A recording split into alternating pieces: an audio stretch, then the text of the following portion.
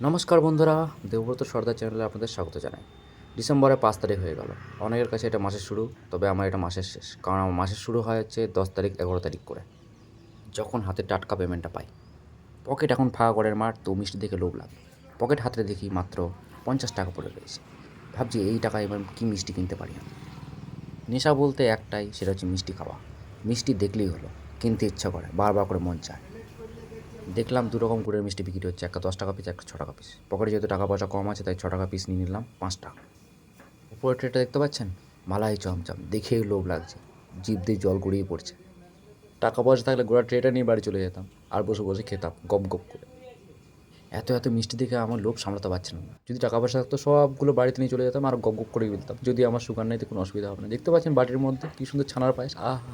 পাশে নিচে আবার গোলাপ জাম আছে, রসগোল্লা আছে, উপরে চিত্রকূট, সন্দেশ, আহা! বোঁদেও রয়েছে দেখতে পাচ্ছি। জানি না আপনাদের কেমন মিষ্টি লাগে খেতে, কিন্তু আমার খুব ভালো লাগে, খুব প্রিয়। পাশে দেখতে পাচ্ছেন নিচে ছানার জিলাপি কোনা দিয়ে উঁকি মারছে, আহা! দেখে লোভ লাগছে। দুঃখে বেশি টাকা পয়সা নেই, থাকলে অন্তত দুটো তিনটে করে সবগুলো নিয়ে চলে যেতাম। তোমরাও এখানে এসে মিষ্টি ট্রাই করতে পারো।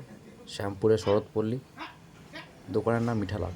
মিষ্টিগুলো খুবই সুন্দর খেতে, আর দামও মোটামুটি ঠিকঠাকই নেয়।